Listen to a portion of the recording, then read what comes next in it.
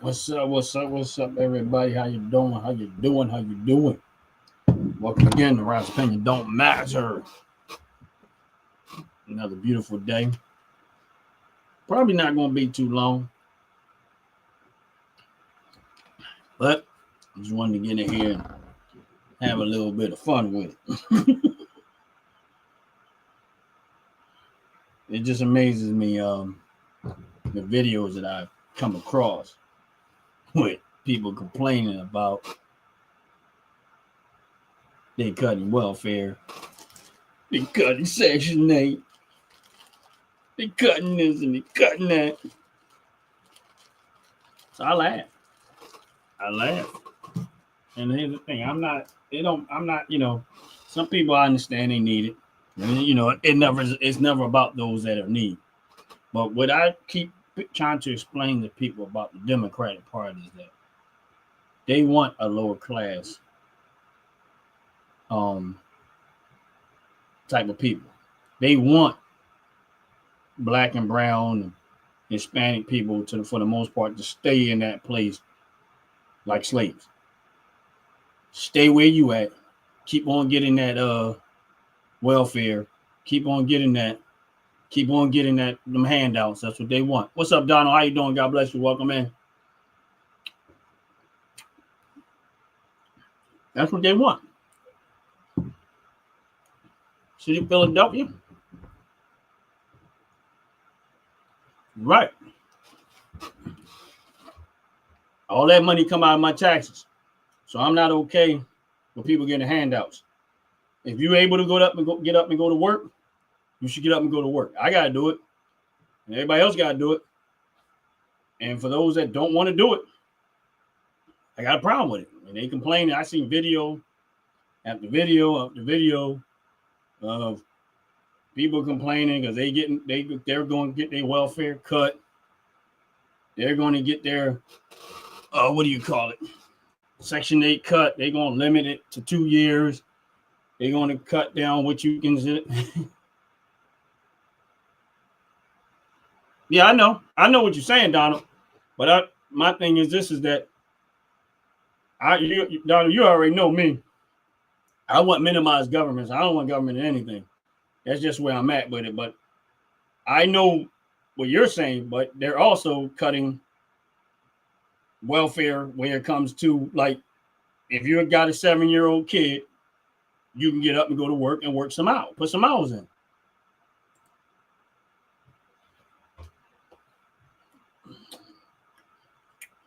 Oh, I don't want them to take it away. I just don't want everybody getting it. If you don't earn it, you don't get it. As simple as that. It's not even about taking welfare away. I just feel like I ain't gonna say I feel, because this is what I do know. This is what I do know. When I go to work, where I grew up at, I've seen more than I count of people scamming the system when it comes to welfare. Giving other people their cars, taking cash to try to get some extra money to get cash for that. Corporate welfare? I don't know what you mean by corporate welfare.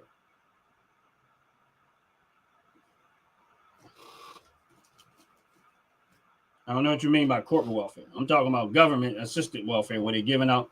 First of all, corporations pay into this stuff just as much as the workers do too. I'm quite sure you know that. It ain't everybody's getting taxed on it. But my thing is this: if you sitting at home and you ain't working and you ain't doing nothing, you need to get your behind up and go to work. Sorry. I understand you have kids and maybe some baby, but that's why I agree with them. If your kid's in school, you need to get up and go to work. You can't go to school, go work. So I'm not here to be polite about it, because I've seen more than I can count of people scamming the system, to the point where their kids get 18.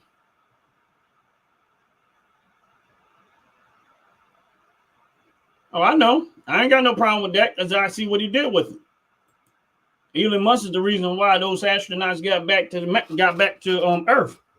So my thing is, he ain't the only one that's been getting money from the government. So I know you want to point out Elon, because I know how you feel about him.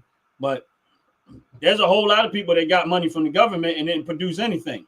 So if we're going to complain about Elon, we can complain about a whole lot of people. At least he actually did what they paid him to do. So I don't have a problem with that. I really don't.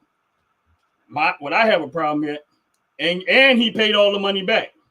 Every single dime, he paid it back.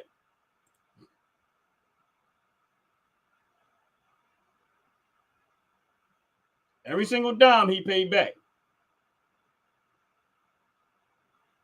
So I don't have a problem with that part. I'm good with it. Like I said, there's a lot of people that get money, grants, all the stuff from the government. My thing is just a lot of it they be wasting money on. They produce nothing out of it, not zero. You see nothing that comes out of it. Yeah, he did. A grant, maybe not, but I'm talking about the money that he borrowed from the taxpayers. He paid it all back. And he was glad to do it.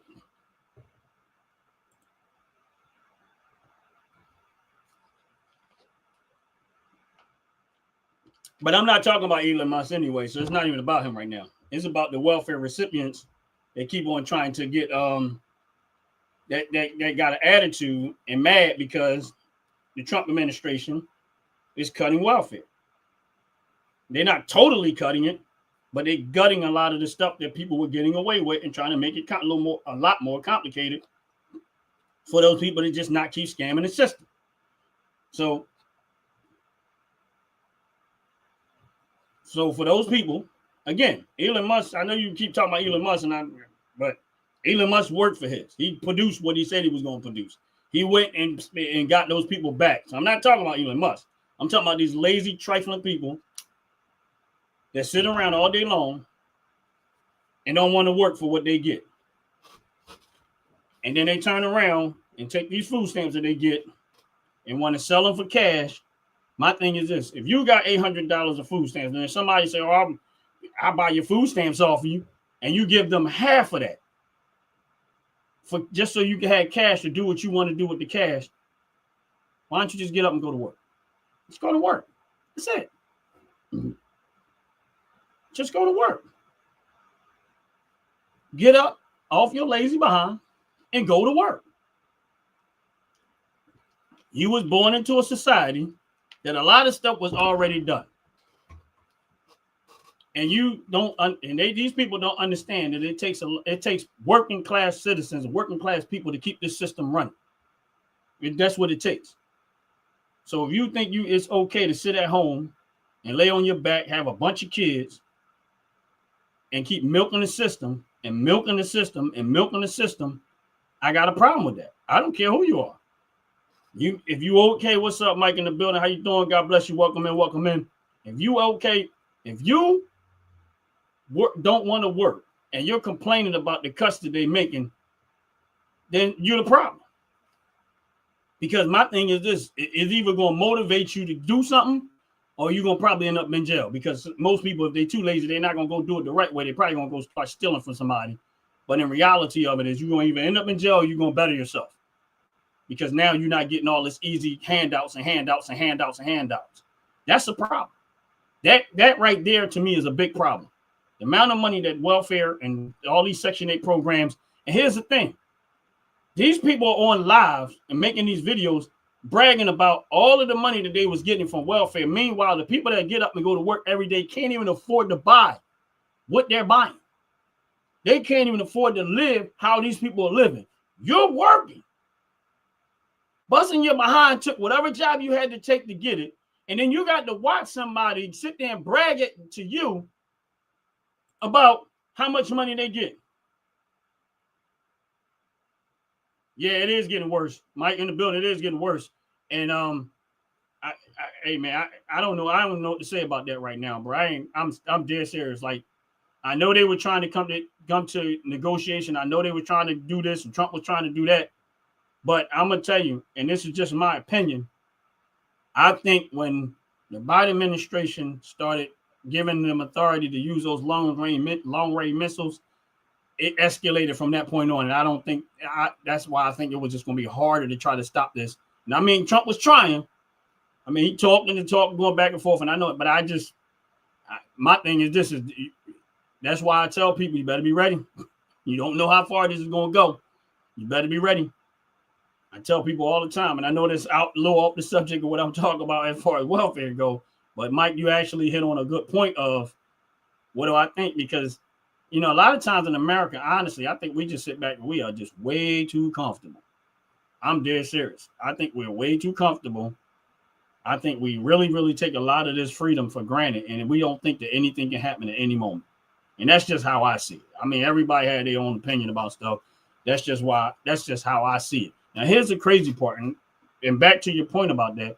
Let's just say it gets to the point where now we're in war and we have civil unrest, or just in general, like stuff is going crazy, haywire, whatever, bombs are going off, people get into civil unrest, whatever way it goes. I'm just saying, I'm not saying it's going to happen, but let's just say it goes that way.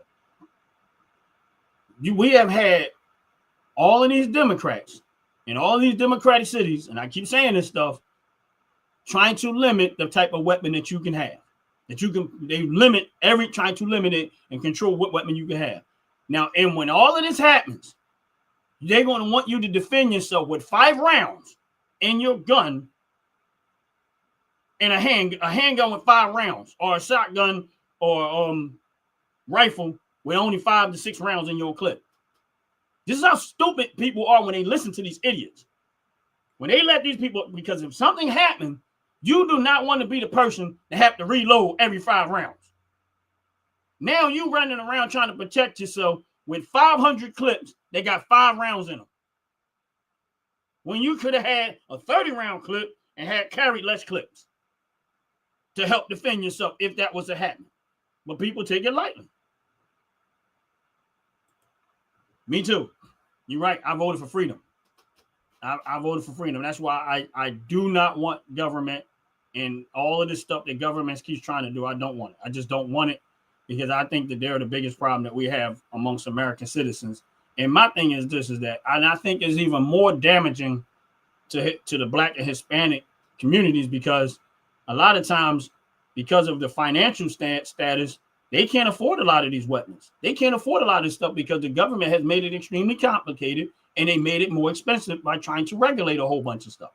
So how are you going to be able to defend yourself when you live in a city or a state that limit everything you can do, and then they're not going to be there if something really, really happens? You got to deal with that. You're going to be faced with that. But they want to tell you, that's why the Second Amendment and how it's written is so essential.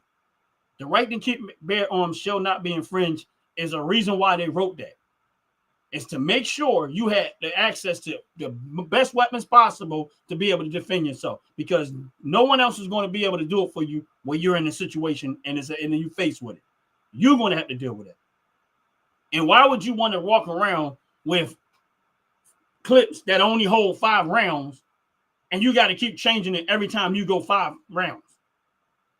And see, we take it lightly because we've been in America and we haven't seen. Meanwhile, you just see all this crazy stuff keep happening. I mean, just in Philadelphia, in the park, was a mass shooting, right? Now, in some of these parks, they want no firearms, right? So if they don't want you to have firearms in there, we already know that criminals do not follow laws. And I keep saying this, and I say, I guess it's like, to some of the people that talk to persons, like, y'all, they're not comprehending what I'm saying.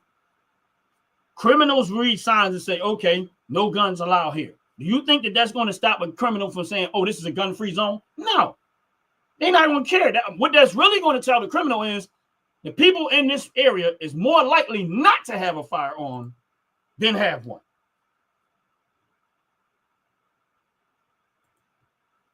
They're more likely not to have a firearm than to have one.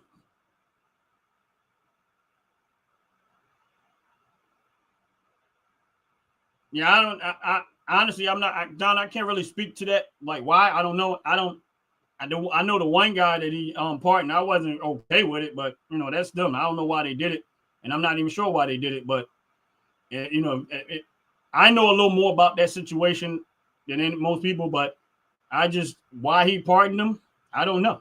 I really don't know. Was I okay with it? Not really. But he's really probably not going to be out of jail. He's going to probably end up in Illinois, still in jail. What's going on out the pit? How you doing, man? God bless you. Welcome in. Welcome in. Bro, please, when you get a chance, go to my YouTube page. I mean, my thing, and you'll see where the email it is. And make sure you send me your stuff. So send me your thing.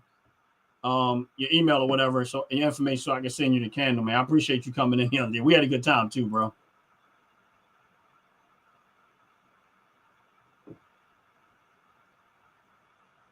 Yeah, well, here's the thing, Donald. The lady that he put in charge of as of pardons are, she's bringing this information to him, and I guess whatever they know that we don't see is the reason why he's doing it.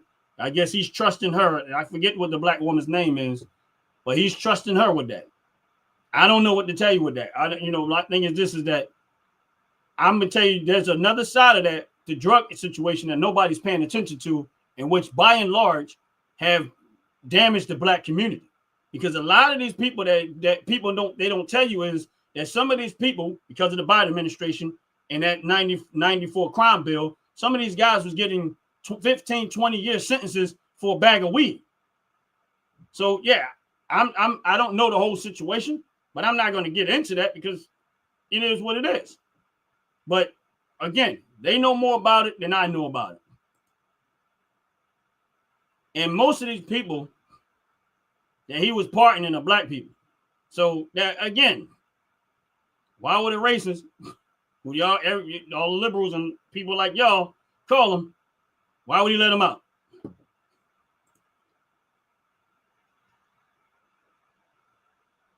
Right, you right on my point. Out the pit. Why would he let him out? Now I know about Larry Hoover. I know a lot about it, and there's a lot that they don't tell you. And I'm not going to talk about it on camera, but there's other parts about Larry Hoover that they don't tell you. But they never going to tell you the whole story. And he's probably going to end up in jail because Larry Hoover is probably going to end up back in jail because he's still dealing with the cases down in Illinois. I think it's Illinois, Chicago, whatever the case may be. But he probably not going to be out of jail. His pardon was a federal pardon, not the state level. So he still got to face those charges. He's just not going to be in federal. And I think, in my opinion, this is just my opinion, if these people have state charges, which I noticed that Trump is trying to ship everything back to the state and get the government out of it, which I know you're not going to say this, probably not going to agree with it, but why would the Trump administration keep financing, holding these people in federal prison when they know that they got state prisons? So if I ship them from the federal and limit the federal cost to it, and I ship them back to the states and let the states handle and let the states deal with the cost of it, it pulls the government out of all of that stuff and it saves the taxpayers money that way. That's that's the way I see it. I look at it as a cost. They're trying to put the responsibility back to the state, not letting the federal government house these people. Let the states deal with them. They got state charges. They got local county charges. Let them deal with them. Let them house them. Let them deal with them. Let's cut down the cost of the federal level so we don't be housing all these criminals. That's the way I see it. So I don't think he was pardoning them so that he can just be free. He probably gonna have to be, probably more likely not. But if I'm trying to cut government costs and I know that these people got state charges, I let the state deal with them. I'll take them out of federal prison, send them to the state, let them be in state counties and stuff like that, in those type of prison, and that's where I would cut the costs at. So I don't know why he's doing it. That's just my opinion. I don't mean I'm right. That definitely don't mean I'm right. I'm just saying that's just how I would see it. From a business-minded person, that's how I would do it. I'm like, well, you know what? They got state charges. Just send them to the state. Let the state deal with it. Why are we housing them, feeding them, doing that, all this stuff? If the state got room, send them to the state. Let's pardon these people, send them to the state, let them deal with it. Because I noticed that's a pattern with them, is that they're trying to ship everything back to the state. I don't know. I said, Don, I'm not exactly sure. That's just, if I was running the government, if I was Trump, that's what I would do. If I know they got state charges, then I would just ship them back to the state, and then I would pardon their federal charges so the state had to deal with the cost of housing them. Y'all want them in jail? Fine. Y'all deal with it. I'm not saying it's what he's doing. It's just what I would do. That's the way I see it when I see him pardoning Larry Hoover. I'm like, well, there's a good chance that he's still going to be in jail because of the way he's going.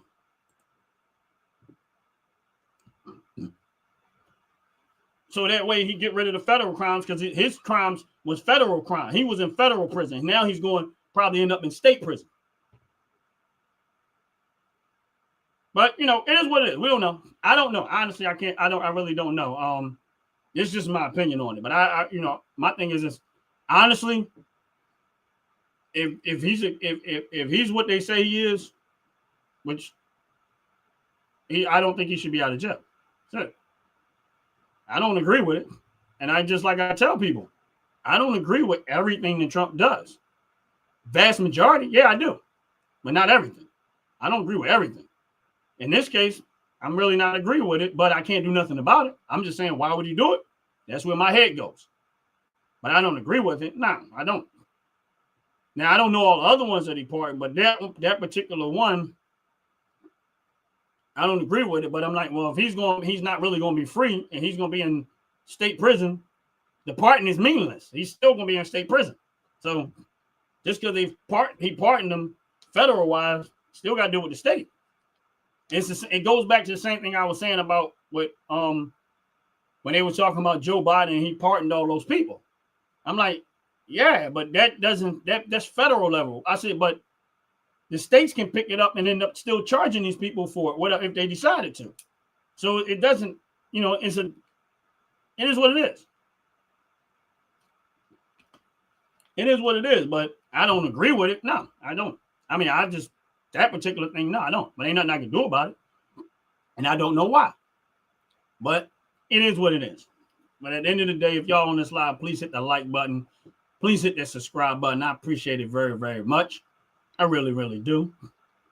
But yeah, as far as the welfare go, for those people that have been milking the system, and I see it more than I can count. I want them off. I agree with them for Section 8 as far as housing go, 2 years. That's it. Yeah, that would be a nice question. That's a nice question out there. I don't know. I don't know. I really don't. I'm quite sure first of all, Fauci made a ton of money. Fauci, all of them made a ton of money, man, because you look at the money that the Biden administration got from Pfizer and these pharmaceutical companies when they was running their campaign, it's ridiculous how much money they got. And that's why you heard them that's all they kept talking about is getting vaccinated. So it is what it is. But I don't they honestly speaking, Fauci should be put in jail. He should be faced with charges. Honestly, that's just my opinion on it. The amount of lies and corruption that went behind that, they should all be sitting in before a judge and being charged. Honestly, they should be charged because what they didn't tell people is that this is just reported because a lot of times people just keep talking about all of these reports, but a lot of them are not reporting.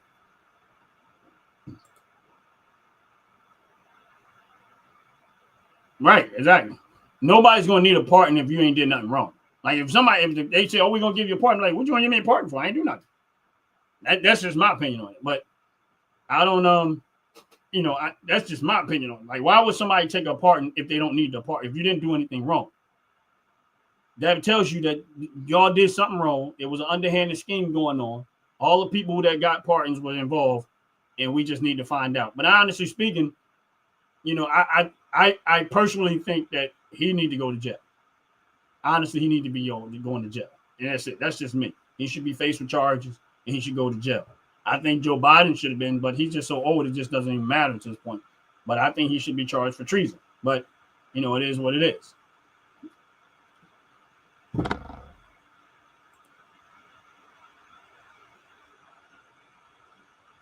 Yeah, Christopher Rowe. That's exactly what he did. He said he wasn't, but he did.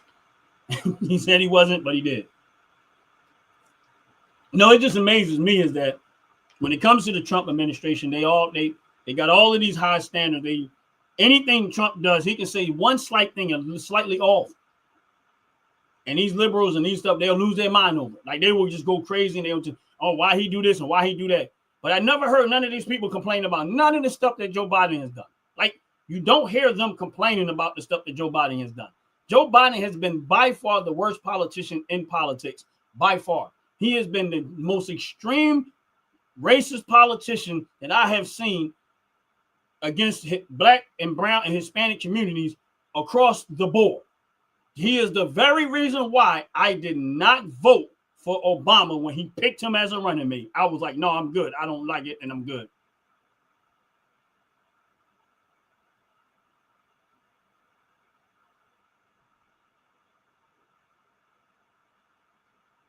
Right. You made a good point right there. You made a good point out the, and that's my whole point. Like none of these politicians are perfect, and the things that when Trump was running, the things that he ran on, not if you would have took Trump out of the picture and put another face there, and they ran on the same policies that Trump was running on and had the same results of that 4 years when he was in office, I would have voted for them. It wouldn't have mattered that it was him. It would matter. What would have mattered is common sense policy and the mess that we was going through in the last 4 years. And now here's the thing. I don't hear them complain. Like, here's the thing about the gas prices. Now, out the pit, I know Jay, he sent me a receipt that he paid $2.19 a gallon of gas. I felt some kind of way about it. Because up here in Pennsylvania, it's still kind of up.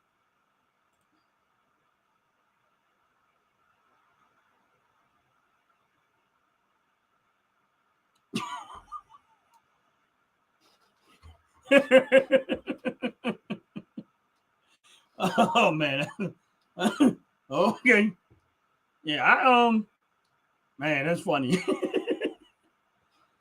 Yeah, it's like, like I said, if you'd have took him out the equation and put somebody else in the equation, I would have voted for him. I didn't vote for Obama because I know what Joe Biden was, and I was good. I'm not voting for you. No, I know what he is. I'm good. And like I said,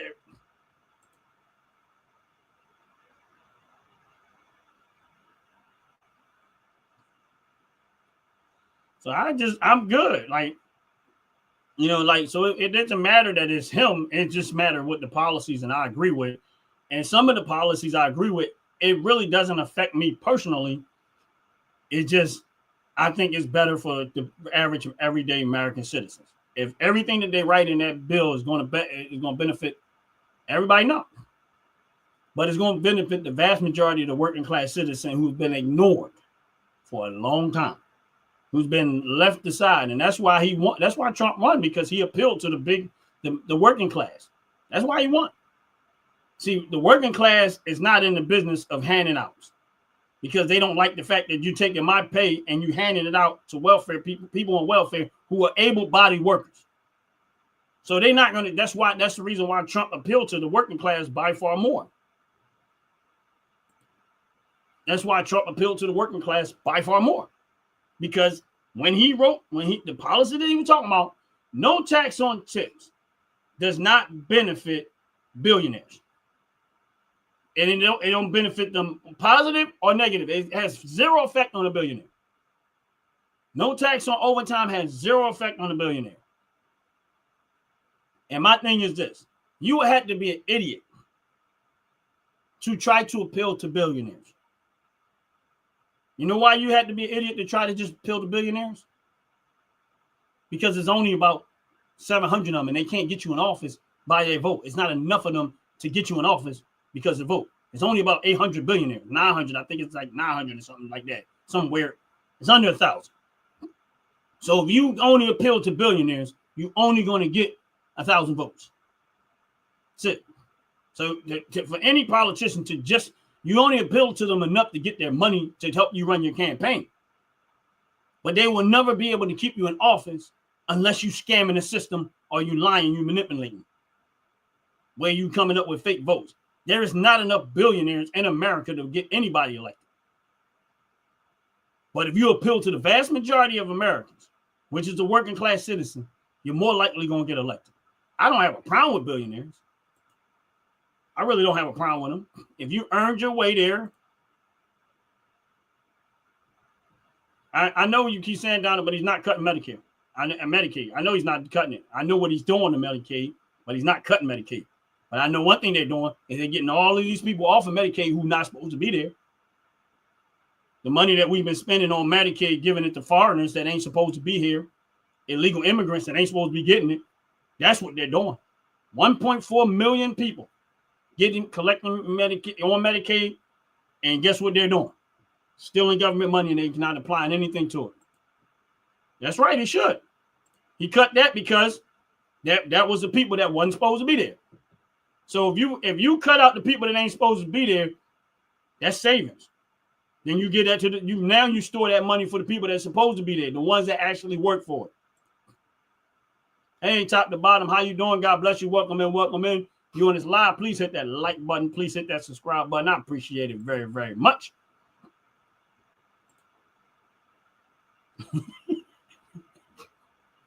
He gave it to the billionaire. Like I said, billionaires ain't doing so well with Trump because since he's been in office, they done lost over $200 billion collectively. I mean, some of that they might have got back up until now, but a lot of them lost a whole lot of money. Right. No, yeah, the working man paid into the system.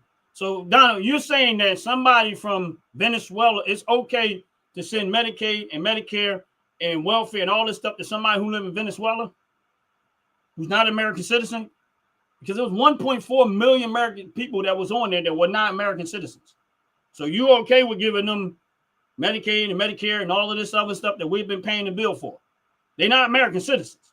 They ain't even in this country. They in another country.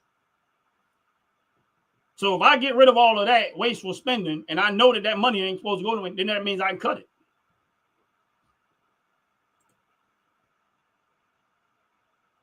Okay. We'll find out. We gonna find out. You say so.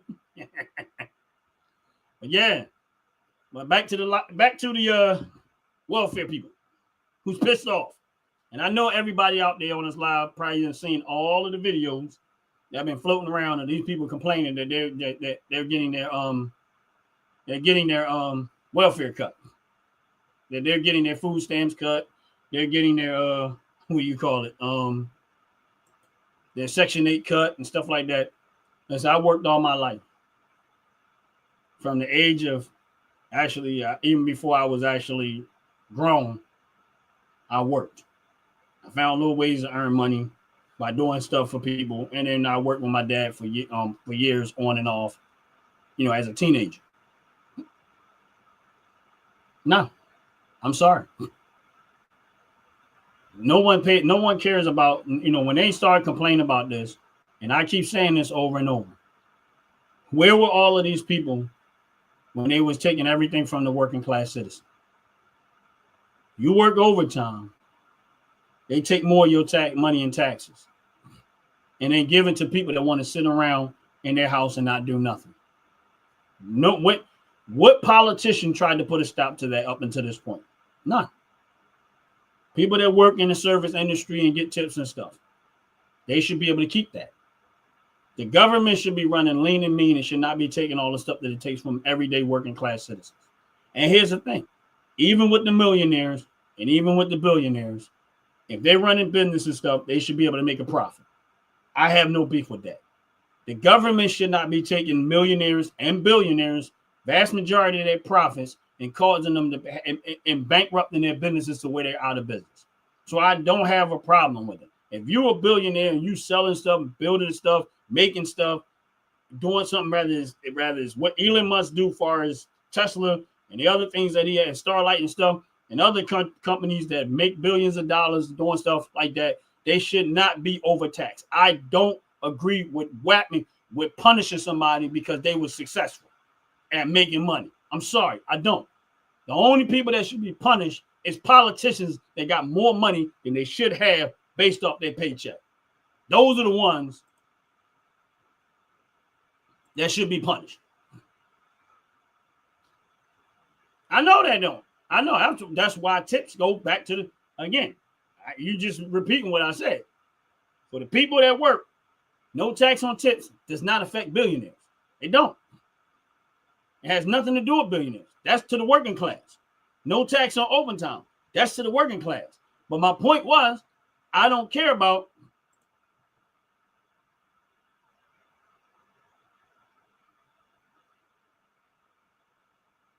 yeah, you're right. You're right. Out the pit. You're absolutely right. You're absolutely right. You're absolutely right. And listen, I see it all the time, bro. I see it all the time. And I'm not talking about people that got health issues and stuff like that, or people that got real bad mental issues. And and some of them will play the mental game to get it too. Play the mental game, not actually have a mental problem, but they will play it well enough to get that benefit. And my thing is this: they act like they're entitled to it. And again, where was the sympathy for all of the working class citizens over the years that have been damn near bankrupt because of the government taking all of their money? Where were these citizens? Where were these politicians at through all of that? And this goes to Democrat and Republicans. Why did it take an outsider like Trump to come in there and implement policies like that and implement stuff like that to be able to put money back into the people's pockets? I know what it's for, Donald. And he is not cutting it. He's cutting people off it that should not be on it. And like I said, we'll find out. And like I said, we'll find out down the road. And it's horrible that for years. And you know how you first get a job and you get that first paycheck and you almost like maybe you didn't pay attention so much when you got hired.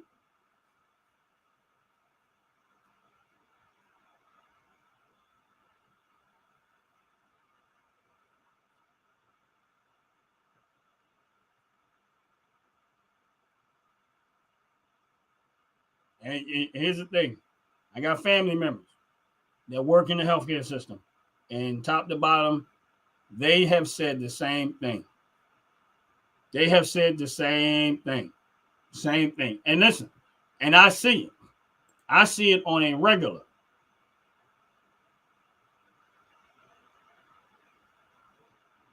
And you know what, Donald, just so you know, people that are collecting Medicaid is actually going to get a raise once that bill passes. I know you're not going to say it, but they are going to get a raise. If I'm not mistaken, the bottom end of it is going to probably be about $450.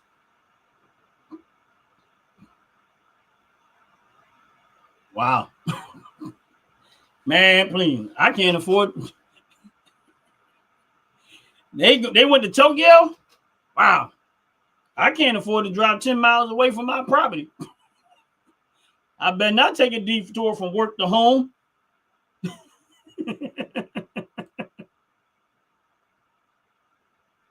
Okay. I know I'm not. You're going to find out.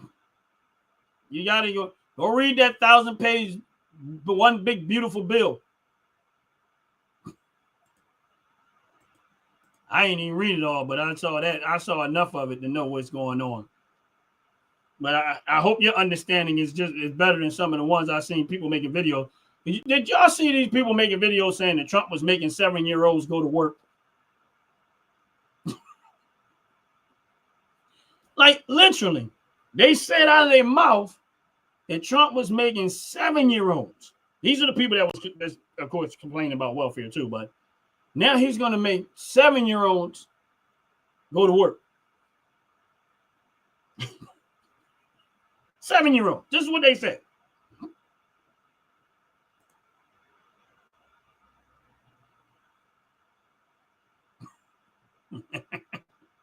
This is what they said.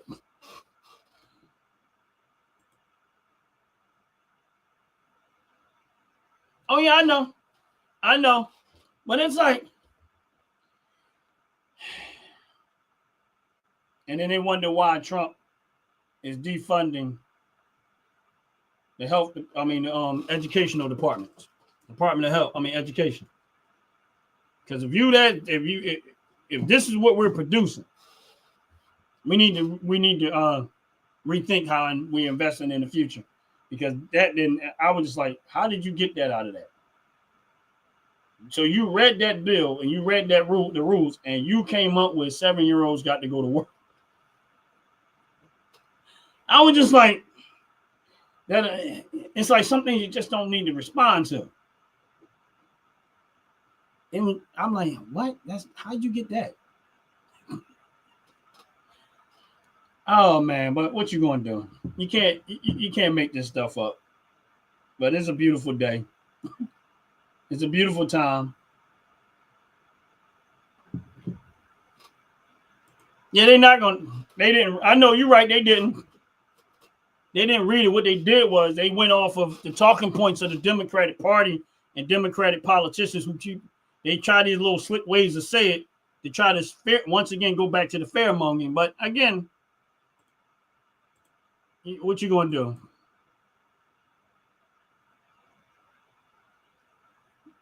It wasn't one video. It was. I don't even know if they were liberal, Donna. Honestly, I just know they were sitting in their car and they made these statements. And it wasn't one video. I seen more than one video. Matter of fact, we had one politician that was actually, I forget, well, she might be a senator or something like that. I don't know.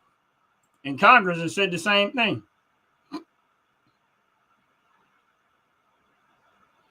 Was saying similar stuff, and that's probably where they got that from. But you know, and a lot of these Democrats, and I'm not talking about. I mean, I'm assuming that all liberals don't think alike. If all liberals think alike, that's a problem. Because I can tell you right now, all people that are conservative, they don't all think alike. I mean, I don't consider myself an extreme conservative, but there's some things I'm conservative about, and there's some things I might be liberal about.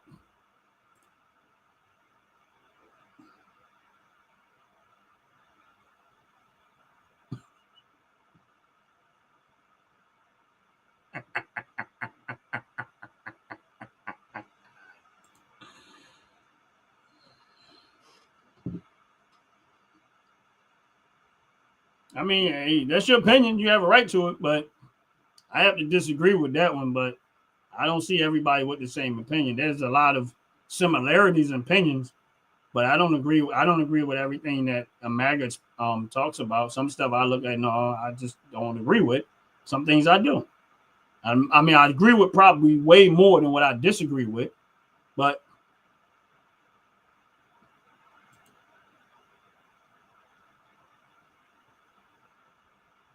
oh, okay, that's what's up. I don't remember who said you was transgender. Who was it that said you was transgender?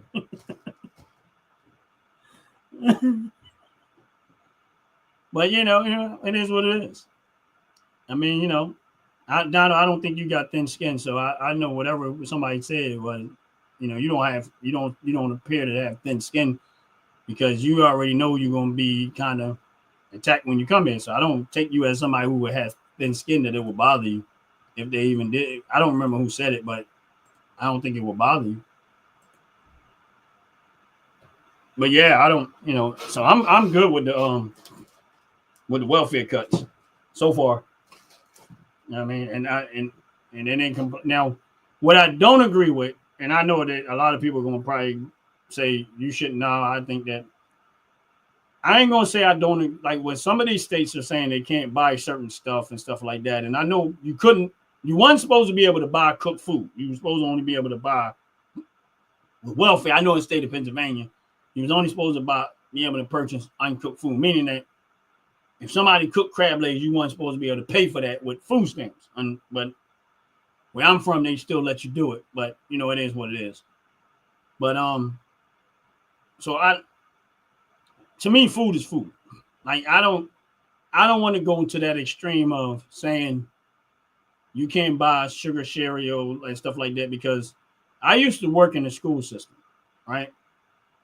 And the school food is horrible.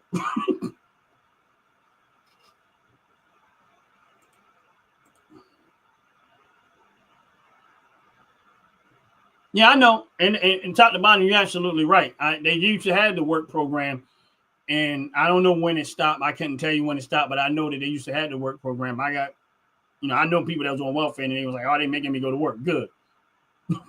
But then all of a sudden, it went away. But I remember, like I used to work in the school system, and I watched the food that they would serve in the schools, and I can tell you just by watching it, 50% of the food that they served in the school went right in the trash because the kids weren't eating. It was just that bad. They wouldn't eat it. Yep. Out the pit, you know exactly where I'm going with it. You see it like I see it. But yeah, in the school system, I don't know, like when they try to say, oh, more healthier food, my thing is this, is that I get what they're saying and they're trying to do, but I think, people need to be more in charge of their own health. I think we should encourage people to eat better.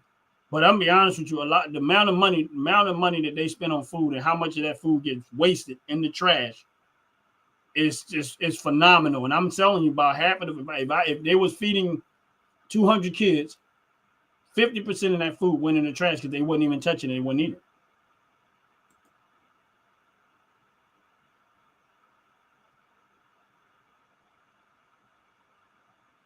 Right. It's not cheap. But I'm telling you, like I'm only speaking to the school system, and if like kids gonna eat what they're gonna eat. Like you can try to force them to eat this and force them to eat that. Kids are like, if they don't like something, they just don't like something.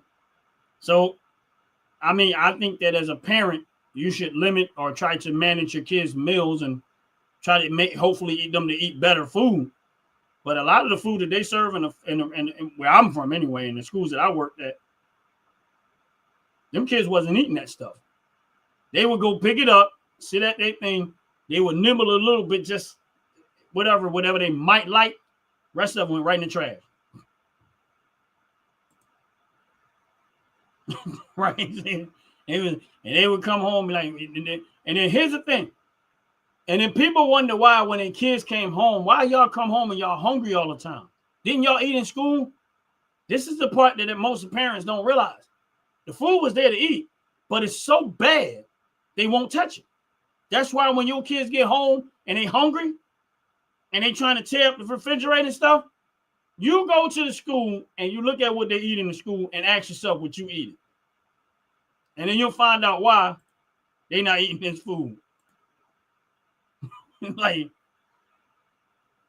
every once in a while, the school might have something that they'll eat. But most of the food that they was, when I worked in the school, I was like, nah, I'm good.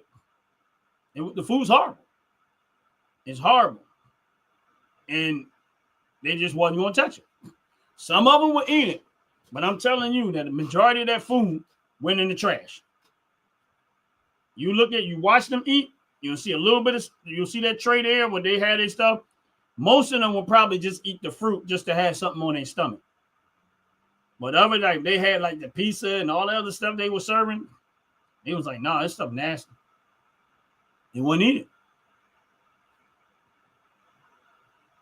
So when they say all that stuff, I get it, but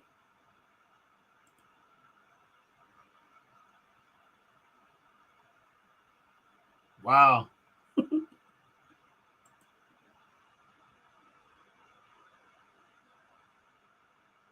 Yeah, I'm not talking about when 1951. But yeah, I'm talking about when I worked in the school. It wasn't that long ago. It really wasn't. It was 1951.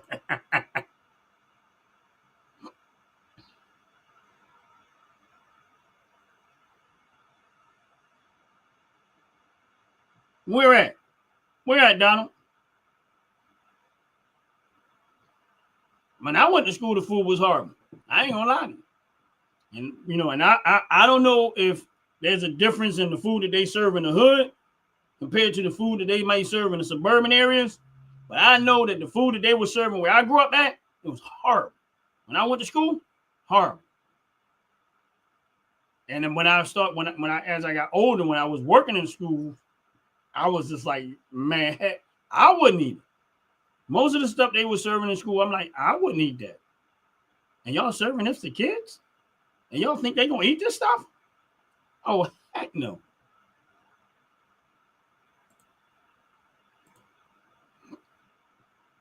And I'm assuming it might be, but I don't know. Like I said, I just know. I know when I see in the hood, and the school that I worked for was on the south side of Philadelphia. And when I say, man, I was like, there's no way. It is no way. I wouldn't do it.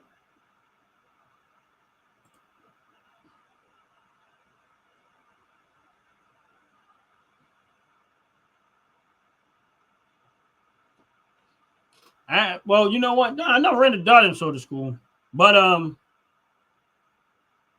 when I was in high school, I used to drive a Ford Pinto there. My last year, like last 3 months of high school, I used to drive a Ford Pinto to school. So that's if you want to call that a prehistoric dinosaur.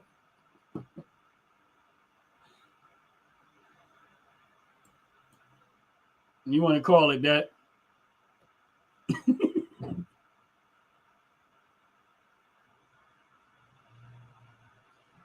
But I appreciate you guys hanging in there with a brother.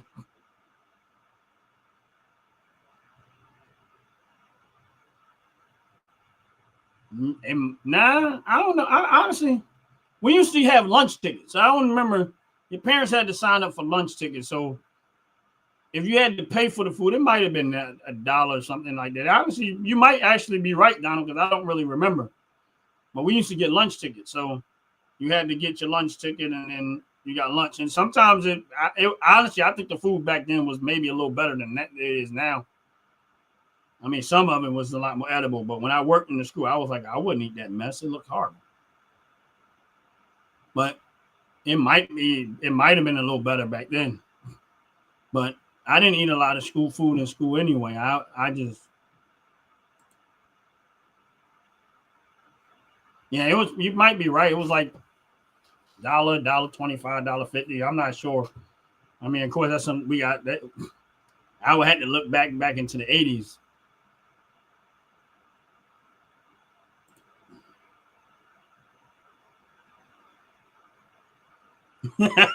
Yeah, we had it's funny because talked about it when your husband said about the store that he had near the school.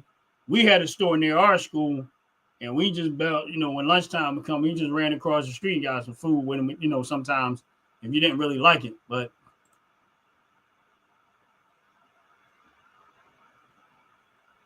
yeah, they were. And we was poor.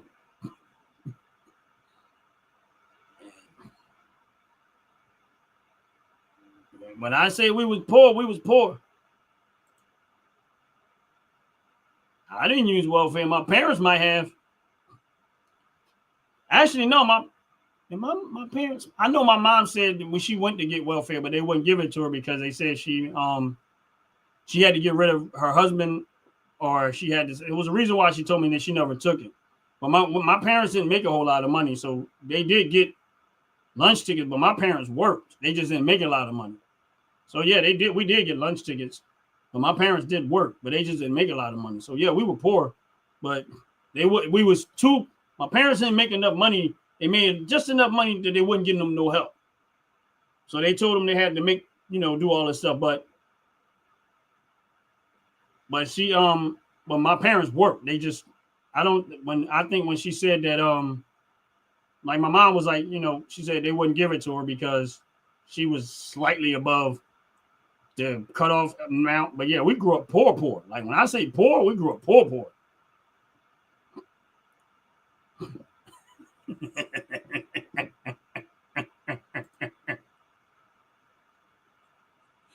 Yeah, we was, man. When I know many a times that I would be sitting there wondering, man, we gonna have any type of food to eat at all?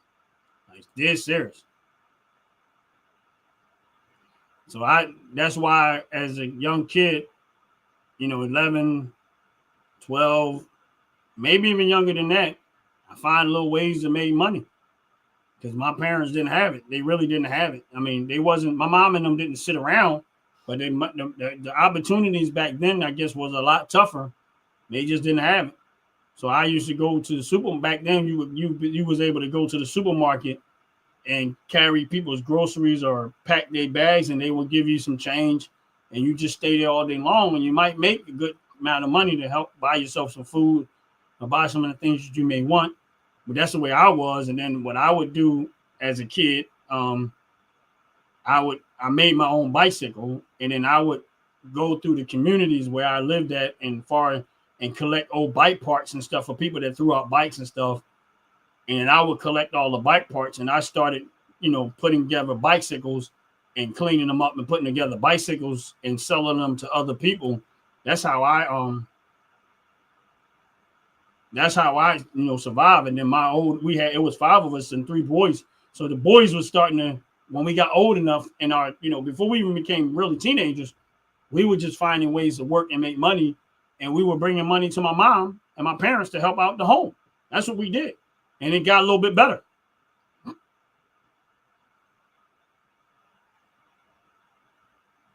Oh, okay. Yeah, they started working, and as we got older, it got better financially. But for years we struggled. Like when people start talking about Christmas, I'm like Biggie Smalls. Christmas missed us every year. But yeah, my mom had boys, and we just, we found ways to make money. It wasn't for nothing for me to go shovel snow when it snowed. We'd be out there all day long, feet frostbitten, did not care. Just, I got to make some money, and I'll be shoveling snow. And the funny thing is, this is where, you got to think.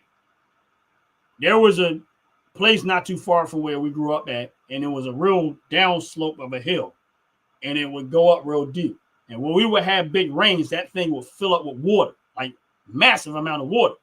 And then people would try to drive their cars through there, not thinking that they can actually get through them. And their cars would get stuck. Now, we would wait up on the top of the street. We would wait at the top of the hill. Oh, I don't hate poor people. I hate lazy people. Not poor people, lazy people. Here's the difference. I'm a teenager, and I'm telling you how unlazy I was.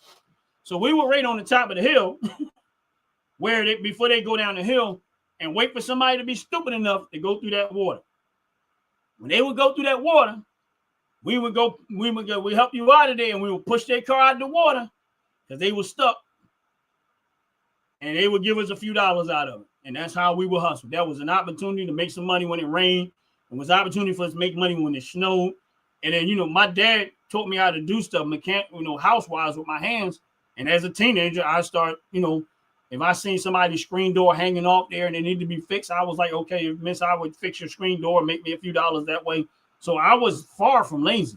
Once I was old enough to get strong enough and old enough to find a way to make money, I did. And that's how my parents, my family, my parents and them, it got easier at home because the 3 boys that were getting like almost young teenagers were starting to make their own money. And my parents didn't have to provide for us as much because we were buying our own clothes. We were buying our own sneakers. We were buying the stuff that we want. Now, me, I was a money miser. I didn't like spending money, so I would save a lot of my money. So we was poor growing up. But once we got old enough, we started helping out. Now, my mom retired at 55. My mom stopped working at 50 something. I know she was in her 50s when she stopped working. My mother never went. She went and worked a part-time job just for a few dollars or whatever. My dad stopped working at 72. I think he was about 70 when he stopped working. So, but my mother having worked since my dad passed away, at 86, not too long ago, a couple of years back. But we was working. Now, my mom doesn't work anything. When stuff goes wrong with my mom's house, the boys take care of it. Me and my brothers figure out what's going on. We going to fix it ourselves. Or are we going to just pay somebody to take care of it? Because sometimes our lives are a little too complicated.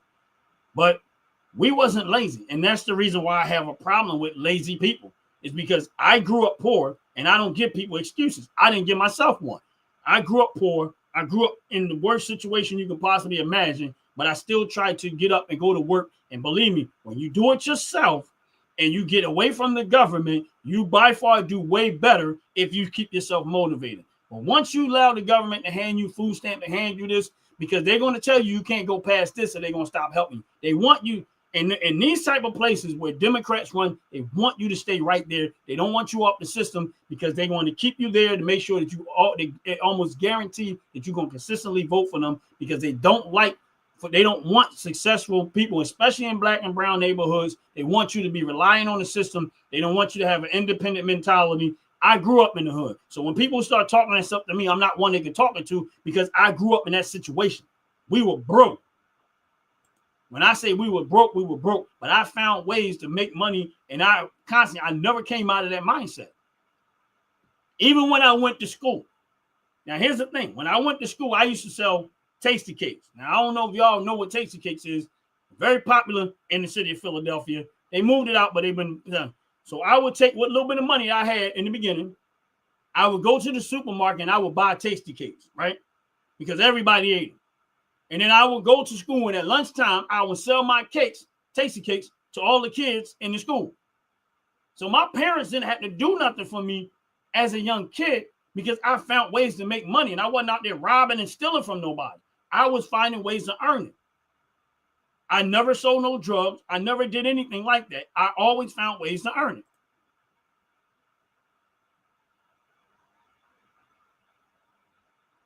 Yeah, but you need to look at those cities in the red states. They always say red states. Like they'll say Chicago is a red state, but then take out, I mean, not Chicago, but Illinois is a red state, but then turn around and take out Chicago. But then not ignore Chicago. They say Pennsylvania is a swing state, which could go red, could go blue. But if you take the city of Philadelphia and Pittsburgh and Harrisburg, which is like the bigger cities that have a lot of Democrats and a lot of welfare recipients in there, you take them out, the whole dynamics changes. Same thing. Anywhere you go, when you take the cities out of those states, the whole dynamic changes.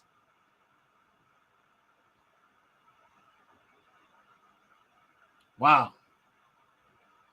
Yeah, so and top to bottom, hair and skincare, I agree. You know, I understand that very, very clearly. I never knock nobody getting on the system. I never knock nobody getting on the system. I don't. But what I do is when somebody's lazy and you don't want it, and you want somebody to keep handing you out, I got beef with that. I don't care who you are. I don't care. If I know the circumstances and where I grew up at and how hard it was for my parents trying to make it. And if three boys, now I'm not even talking about my sisters, I'm just pointing out the three boys. If three boys growing up in that same circumstances can make something of themselves under the worst circumstances financially you could possibly want to be in, there's no excuse. All of us are black men. All of us grew up in a hard part. Listen, anybody go look up North Philadelphia and they'll know what I'm talking about. That is deep. By far, the hardest part of Philadelphia is North Philadelphia. By far. No part of Philadelphia is where I grew up at. It's about the hardest part of Philadelphia you could possibly get to. And if I can do something and make something of myself through all of that adversity, there's no excuse for nobody else. So I'm not going to give anybody excuses to sit around and be lazy. I'm sorry, I'm not the one to talk to. Because if I can do it, you can do it too. It's just where you prioritize. If you get up every day and you want to sit on your behind and wait for somebody to hand you something, you get exactly what you work for. Nothing. You work for nothing, you get nothing. And my thing is this, and I always say this, is that in order for you to get it for free, somebody got to be willing to do it for free. If they're not willing to do it for free, then you're going to have to force them to do it. You see how close that is to slavery? If I had to go to work every day and the government keeps taking my tax dollars and handing it to somebody that's not working for it and refuse to get up and get mad because they're being forced to do it, and they keep taking it from me and then keep taxing me even more and taxing me even more, I'm out here slaving, but I'm not getting what I'm slaving for. You ain't doing nothing, and you're getting just as much of my money as I'm getting. You're living better than me, and I'm not. And I can't do that. I can't go buy what you buying, but you ain't even work for it. I can't go. I gotta go pay rent or mortgages, whatever it is, can't be. Something go wrong in my house, I have to fix it. Something go wrong with your Section 8, someone else is fixing it. So if something go wrong with these public housing buildings, they got a maintenance crew taking care of it. You're not paying for nothing, and you want me to be sympathetic to that? I'm not going to do it. No one was sympathetic to the hardworking citizens and giving them a break. That's why I wanted the no tax on overtime. That's why I wanted the no tax on tip. That was a big one for me. There's some stuff in there I might not agree with, but those are the ones that I agree with. Because if I'm out there and I'm being nice to people and they tipping me well and I get to keep all that, that's great. Even though I don't work in an industry that does that. I don't even do overtime like that. But for people that work overtime if they want to purchase a home or they want to get, do something with their money, pay down bills or something, now they get their money. No one should be taking their money and giving it to lazy people. They shouldn't be. I ain't not confusing about what I said. If you don't understand that part, I'm not the confused one. And that's real talk. If you don't understand that, I'm not the confused one. Because, Donald, that's just like you having your business in the restaurant business. All of your servers in there busting they behind. And believe me, if you own a restaurant, your servers can make and break you. Your cooks can make and break you. If they cook the food horrible, that's a reflection of your business. If the servers are giving people nasty attitudes, it's a reflection of your business. So if you got servers in your restaurant, I'm not saying you do or don't, but if you got servers in your restaurant and they're being nice to these people, wouldn't you want your servers to be able to keep all that money? Wouldn't you want the government not taxing that? So that's going to motivate them to want to come to work all the time, especially if you're busy. I'm like, hey, yeah, I'm coming. Because if I get a night where I make $150, I get to keep that. If I got somebody that's working and they want to do overtime, and I'm going to have to incentivize them, they're going to say, well, if I work overtime, I get to keep all that. I'm going to work. I'll stay longer.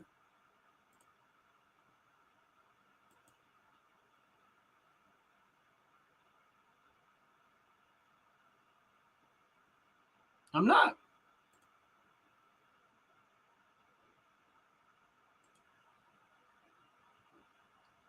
And that's my point. I don't want, my thing is just people who work for it should keep the vast majority of it.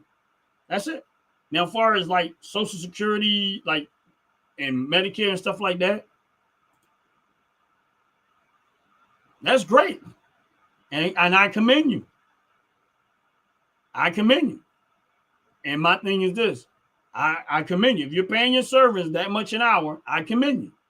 Now, I don't know as far as pay scale and where you at, but for a server, to me, if they're making $12.89 an hour, first of all, that's by far more than most servers make.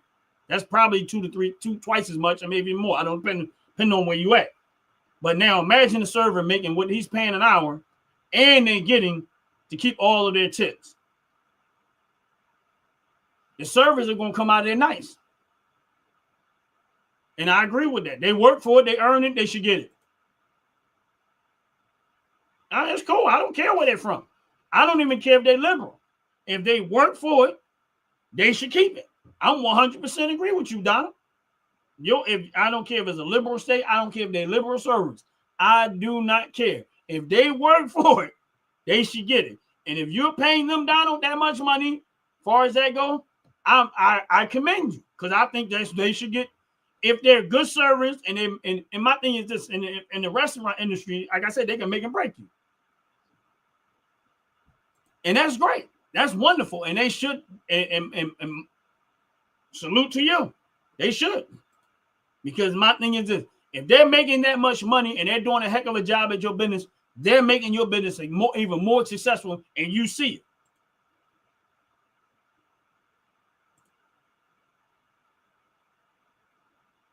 Yeah, I know. And a lot of places not like that. Like I said, I don't know, but a lot of places don't pay their servers like that. They be making like $5 or $6 an hour, some weird number. They rely on, vast majority of servers' income is relying on what they get in tips. And my thing is this, and everybody don't tip. That's the sad part. My thing is this, I tip. Wherever I go, I tip. If I go out to eat, I'm going to tip. And I tip as nice as I possibly can. I always tip. And even sometimes I've gotten service that I wasn't too crazy about, but I still tip pretty good. And because I know that whoever it is that's serving me, wow, that's horrible. Whoever it is that's serving me is living off of whatever it is that I give in tips, possibly. Because I know what the jobs are paying them hourly wise is nothing. It is next to nothing.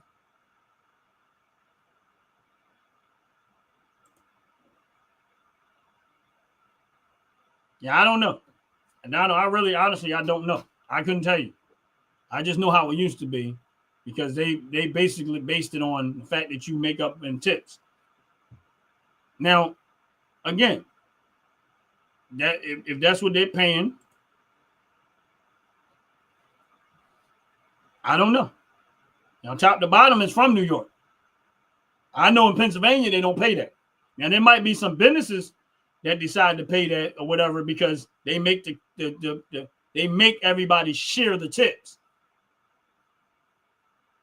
They make everybody share the tips, meaning that all of the tip money goes into a pot and then they disperse it out evenly amongst everybody. And then, or the company keeps the tips and they just pay them that much money an hour because they service. But I don't know.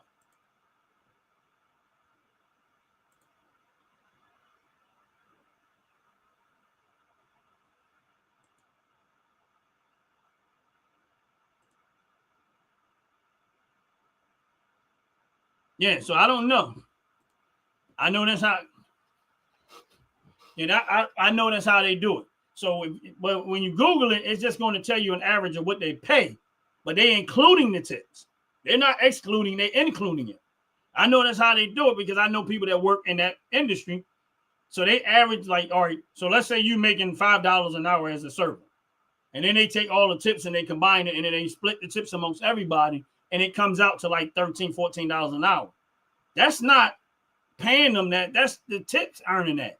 Now I know a lot of restaurants that does that, so it's not like I'm talking off the side of my face. I know restaurants that do that. I've been in the restaurant industry. I used to cook. I know. I worked in restaurants. I know what they do. I just don't know. I don't think every restaurant does that. But my thing is this: is that again, these people relying on these tips. So I don't care. I don't think they should tax anybody's tips. Let them keep it.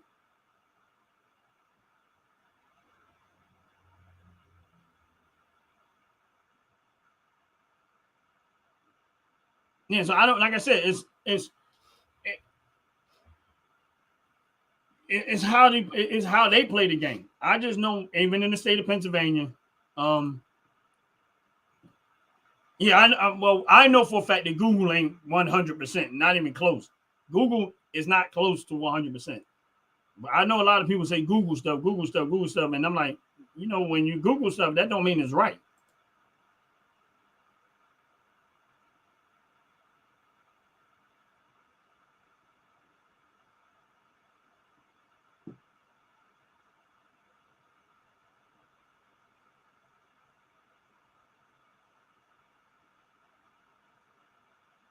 Yeah, I don't, like I said, I mean, to some extent, Donald, you might be right, but I don't like I said, I know that a lot of people that work the minimum. I know that a lot of people that work in that industry don't get paid that much money an hour.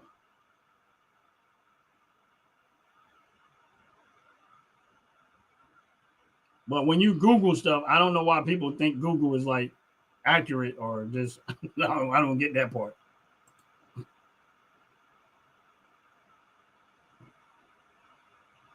I know you own a restaurant, but you're not in New York, and I can tell you in the state of Pennsylvania that's not the case.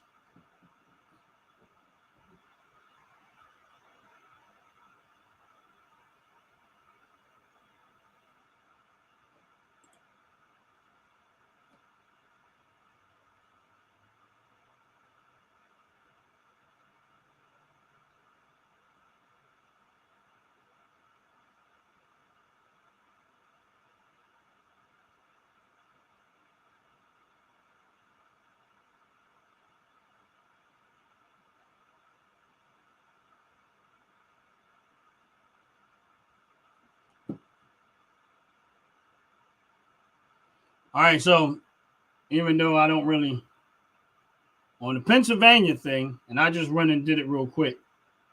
Tip employees in the state of Pennsylvania make $2.83 an hour.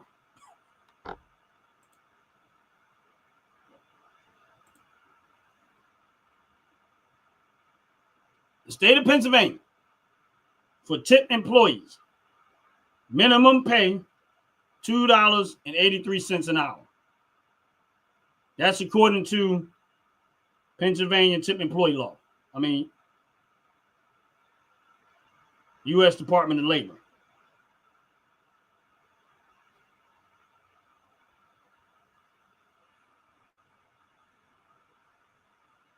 right, so let's look at New York.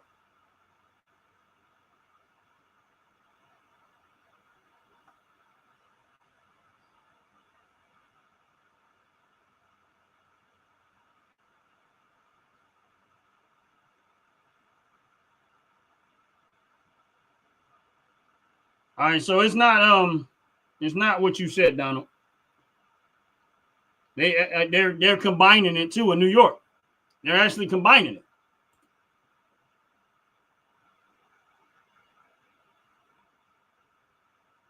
When they're saying combined cash wages, tips and credit cards, they're saying $16.50 an hour. But that's combining everything.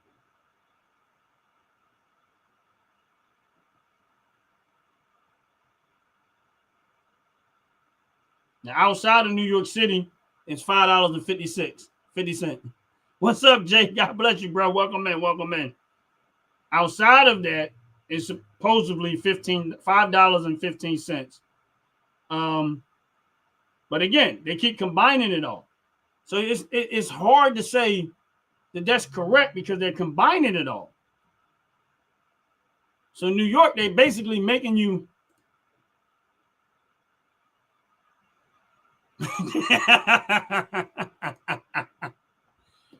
but in the state of Pennsylvania, it's $2.83. That's the minimum. I mean, that don't mean that that's what the company that you work for is paying, but it means that it just means that, you know, hourly wise, that's the minimum they get paid for a server that's get tip. In New York, I think it's $5.50. That's the minimum for a server. When that's before you get into the credit card tips, the cash tips, and all that combined stuff. That's yeah. But my thing is this: in New York, the cost of living in the city of New York is off the roof. That ain't nothing. Even if they was getting $16.50 an hour in the city of New York, you can't afford to do nothing but sleep on the sidewalk. Because that's ridiculous. The cost of living, you can't afford nothing in New York with no $16.50 an hour. Because the cost of everything in New York is off the roof, New York City. And it's getting like that in the city of Philadelphia.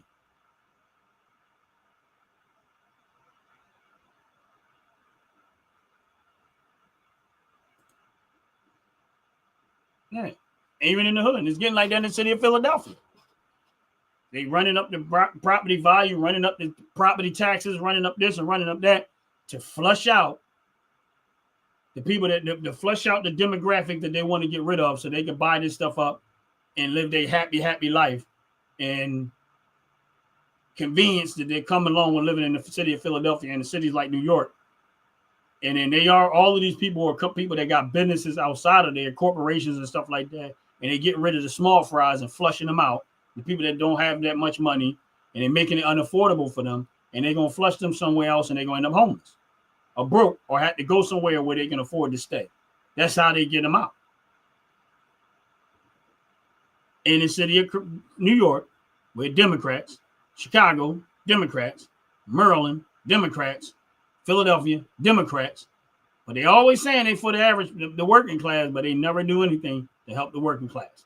All of these cities that I'm talking about, is usually what they do is they sell it off to their cronies, they run it up, and they flush the people out. And they the ones that listen, and they come in all colors. People keep thinking it's about white, black. No, they come in all colors. They don't care because it's the ones they doing it to their own people. That they say they looking out for black and browns, but it's the black and brown ones that doing it to the black and brown ones, flushing them out, making it unaffordable. Yeah, $16.50. I know, Donald.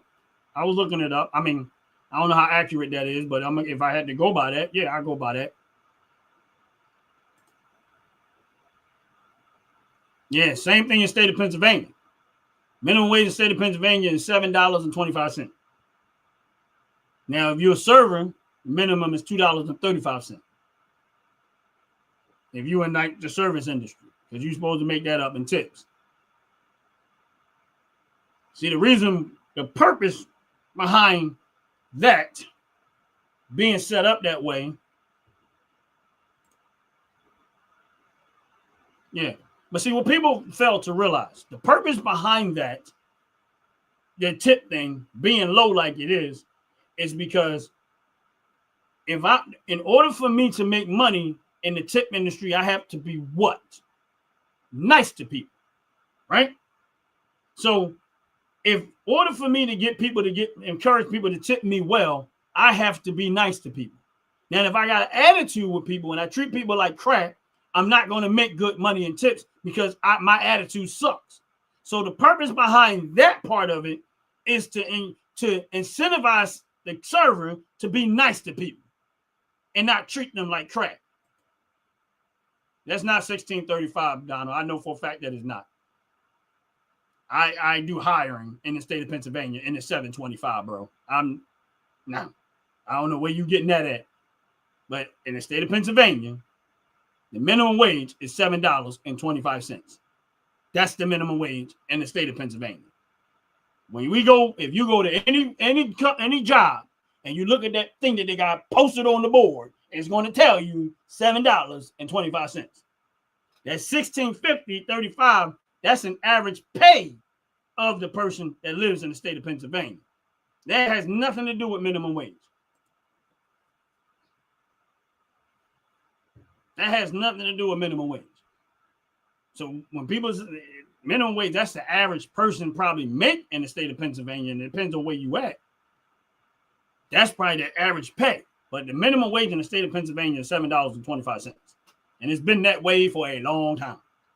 But my thing is this, the minimum wage is not designed for you to live off of. Minimum wage is designed for a company or business that's just starting out, that they can offer somebody the minimum wage, because most businesses are not going to start out profitable. So they can find somebody, which is going to be extremely hard to do, that was willing to work for $7.25 an hour, which you probably ain't going to find, because you can't compete with the people that's paying more.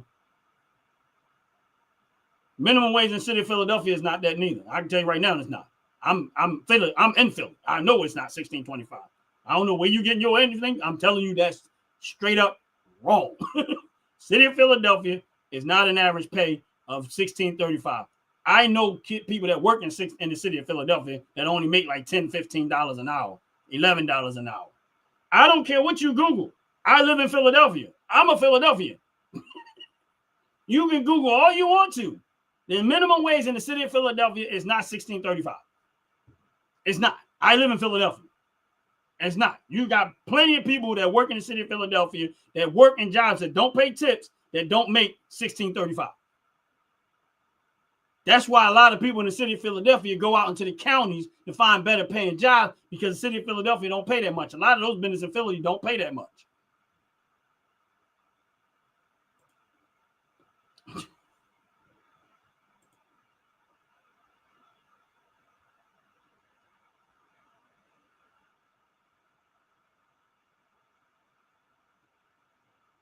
Like I said, city of Philadelphia, you can put that up all you want. I'm trying to tell you, they don't.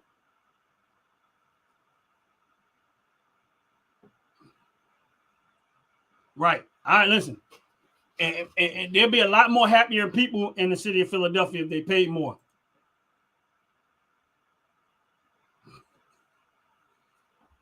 And see what people don't. There'll be a lot more happier people if they paid $16.35 for real. They don't. That's $16.35. It might be averaged out because there's a lot of people. Then you got a lot of lawyers that live in the city of Philadelphia now, which you didn't have. A lot of the wealthier people, they started moving back into the city of Philadelphia. So a lot of these row homes that used to be broke people living in, now you got millionaires living into them. So now all of a sudden the pay scale looks like it's higher. But believe me when I tell you, there's too many. There's a lot of people in the city of Philadelphia don't make nowhere near that.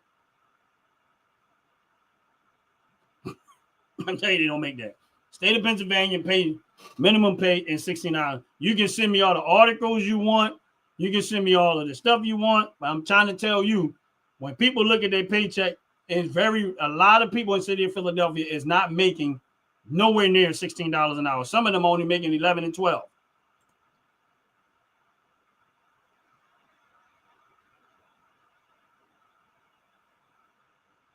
Some of them don't make, in the 1625 in New York, like I said, that's in the city.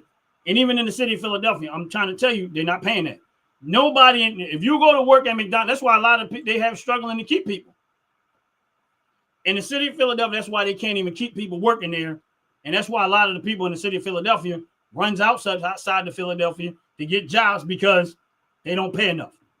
City of Philadelphia don't pay enough. Because why would I drive 45 minutes to an hour to an outside county to make that same amount of money when I can do it right there in the city of Philadelphia? That don't add up.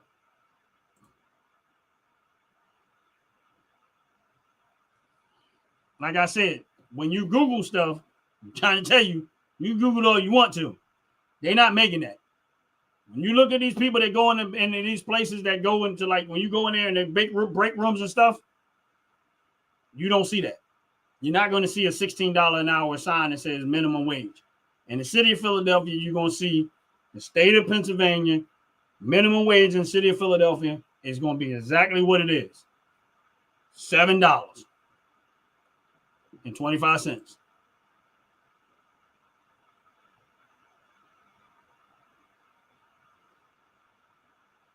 Yeah, I know what you're saying, Jay. That's like combined with some of the other stuff that they get.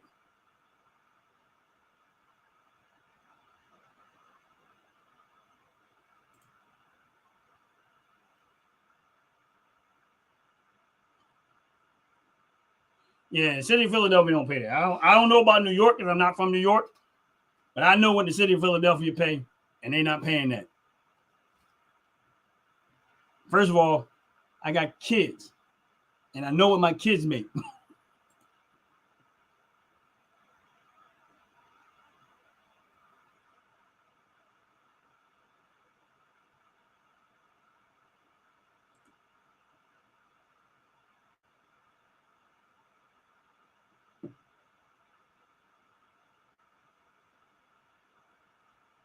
Yeah, like I said, they're not he can Google all they want to Google. I know what they're paying. And I mean, should they my thing is this, is that everybody shouldn't be paid that type of money anyway. Minimum wage, when they raise the minimum wage, just like California stupid behind did too, that's the reason why businesses collapse, industries collapse. Because there are people that if you're going to give somebody a minimum wage of $16 an hour and they're not qualified to do anything, and they're not even good at doing anything, they should not be making $16 an hour. Nobody that ain't qualified should be making $16 an hour.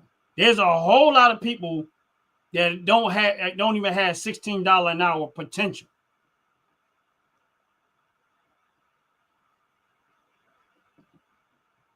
And that's real talk. I don't agree with cities raising minimum wages up that high because I don't think everybody's qualified to make that type of money.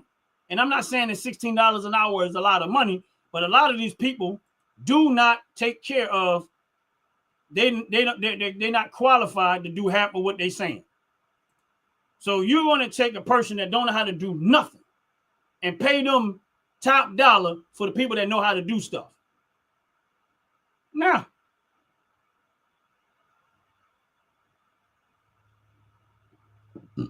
They're not. So me personally, you get what you earn. And that's why a lot of the companies in Philadelphia are starting to leave out. That's why a lot of companies in California left out. Because if you raise up the minimum wage, there's other things that go along with that.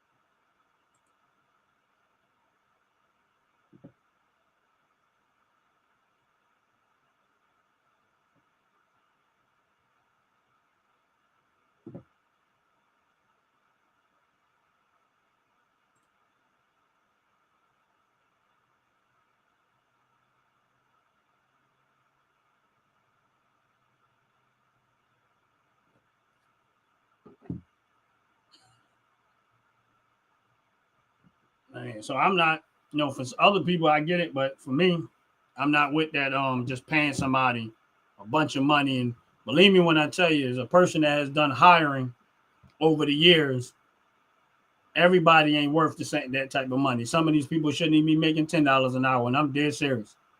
So I agree with the minimum wage staying down low, and let the companies decide what they pay for good people when they pay for good people who earn to pay for being good people. Because to give some lazy bum $16 an hour, and they got a nasty attitude, don't want to help people, half the time don't want to do nothing, but they making them reasonably good money, and now they killing your business. And you got this person that ain't even worth that, and then you got to start them out paying that much money.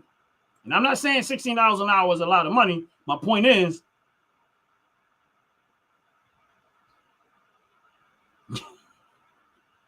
to be in business, you got to understand how business works. And it doesn't make sense to pay somebody that much money an hour if they're not qualified. I don't hate poor people. I hate lazy people. I don't like lazy people. So if you got a restaurant and you hire somebody that's lazy and you giving them that much money, yeah, they is lazy. I don't care.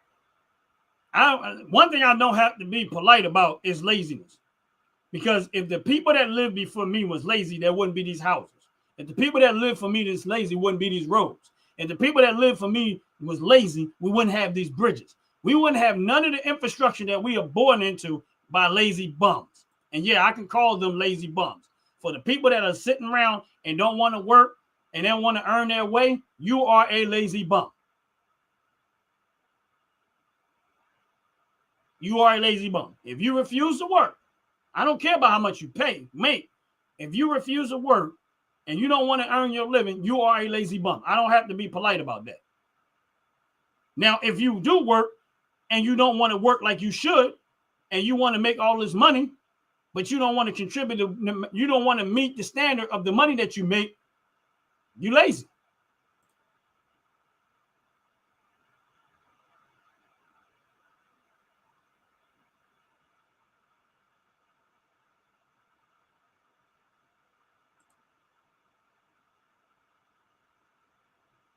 No, I didn't call people that work lazy bums. I said people that don't work lazy bums. I said people that you hire and they don't want to work to the standard in which you're paying them, they're lazy. This is what I said. And you are lazy. If you're a person, if I'm paying you $16 an hour to make burgers, and let's say you're making burgers, but I need you to make 100 burgers every 3 hours. 100 burgers in 3 hours. As long as it's not unreasonable. I'm just saying, I'm using a scenario. I don't mean it's facts. And I come in and you only made 50 burgers. The next day, you only made 50 burgers. The next day, you only made 50 burgers, and your job is to make 300, but now I'm still forced to pay you $16 an hour. That's foolish.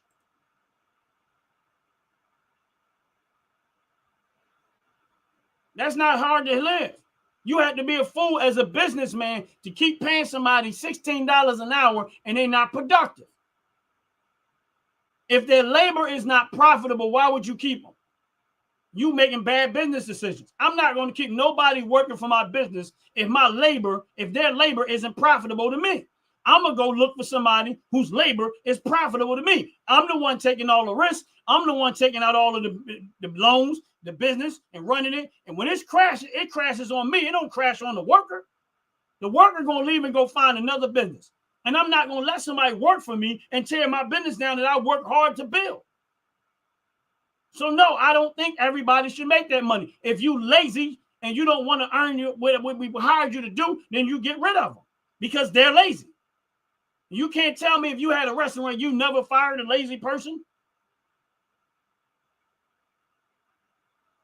If you pay somebody to serve tables and they're not serving the tables and they sitting around and doing all this and in the bathroom and on their phone doing everything but doing what you paid them to do, they're lazy. That's common sense. Otherwise, you're making big bad business decisions by allowing somebody to keep doing that on your dollar. They go punch in your clock and then go outside and sit in their car and not do nothing. That's not lazy.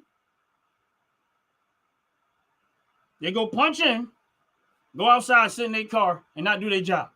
What's that?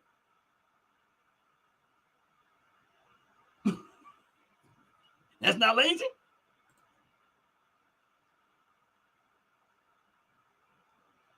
I don't think the working class is lazy, but there are lazy people that don't want to work. They want to go to work and get paid to do nothing.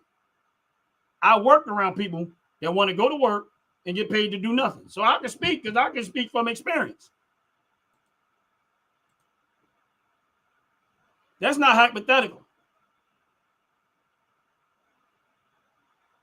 Yeah, that's not hypothetical. And like top to bottom said, still in time. Where do you think that phrase came from? Lazy people.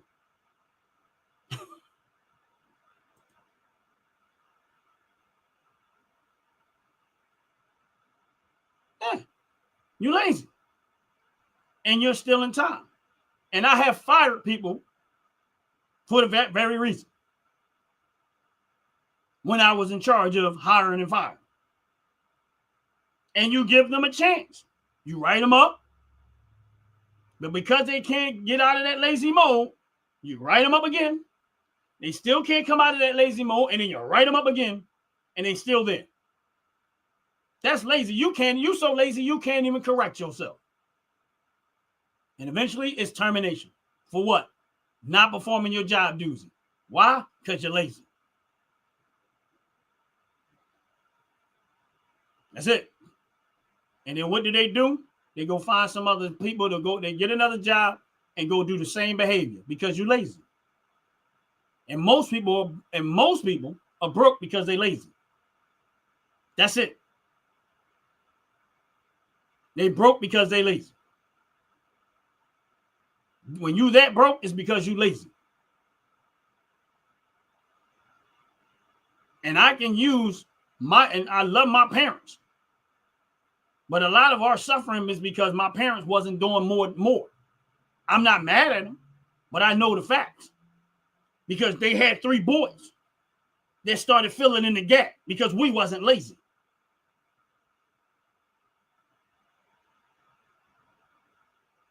Is my point. I don't give nobody a pass because I don't give myself a pass. Whatever situation I end up in is more likely because I was lazy.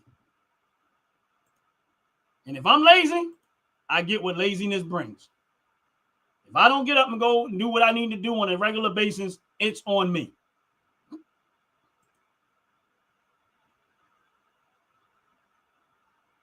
Now, I don't know if anybody knows this because I've said this in other videos. This is the reason why I don't work for unions.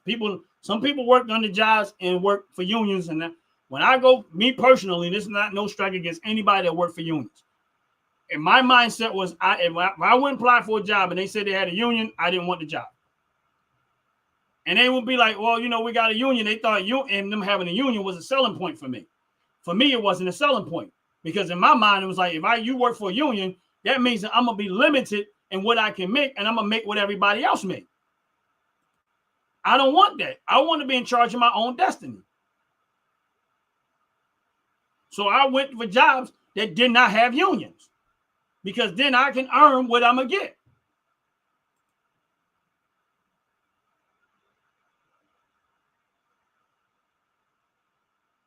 Right?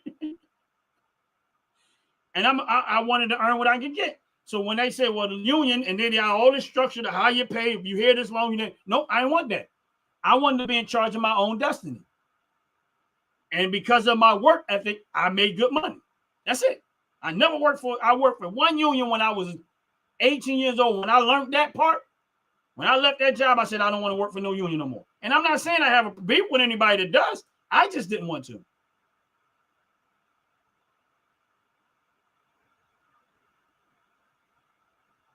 Yep.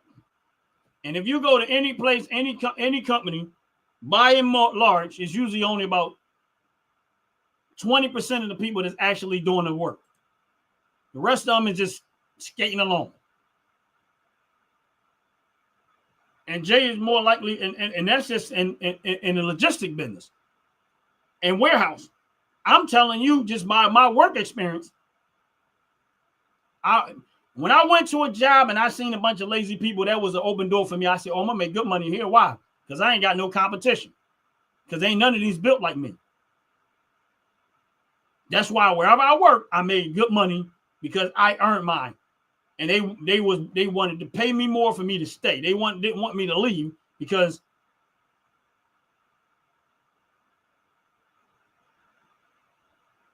right.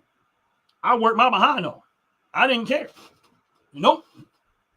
Wherever I worked at, I put in that work. Why? Yeah, I didn't want no union. I wanted no because now you're gonna limit what I make. Let me be in charge of my own destiny. What I do ain't good enough, and y'all know what to do. Get rid of me. That's it. And everywhere I went at, I never talked about what I made, but I made good money than my peers, the people that work with me, because I seen what they were. They were lazy. They found every excuse to try not to do something. And I did, okay, you don't want to do it, I do it. You don't want to do it, I do it. Sit down, have my reviews with my boss or whatever case may be. And they would fatten me up with more money. Why? Because they wanted me to stay. They said, rarely do we ever come across an employee like this. And that's what was it. Everywhere I worked at, that's what the results of it. Until I was tired of doing what I was doing, it was all on me. But when I worked for somebody, I put the work in and I got the results from it because I put the work in. Yeah, they always want handouts. They want somebody to hand them something. But I gotta get ready to get out of here, guys. I appreciate y'all hanging in there with it, bro. I was getting ready to leave, but I stuck around a little bit longer. Jay, it was good to see you, brother, and good to see you, man. God bless you, Donald. God bless you, man. I'm glad we had these discussions. We don't always have to agree on everything, but we still open-minded and we still had these discussions and stuff like that. And I appreciate you guys coming in. Please hit the like button. Please hit the subscribe button if you haven't already. But, I'm about to get up out of here. I got to go take care of some things. Got to go back and get some more bread. But y'all have a blessed, wonderful day. I got to go. Appreciate y'all again all the time. Y'all have a good one. Take care, man. Donald, Jay, all y'all take care, man. Nothing but love. Regardless of whether we agree or disagree. I mean, we still got to have these type of conversations. Top to bottom, you'll have it out to put anybody, all y'all, if y'all still there or not there, then y'all have a blessed, wonderful day. I got to get out of here real quick. Y'all have a good one. And like I always say, make sure God is in your life. I try not to leave without at least saying that. Make sure you have a God in your life, have a relationship with God. Because that's more important than anything that we talk about. But I'm really pressed for time. So y'all have a good, blessed, wonderful day. And I'm out of here. Peace!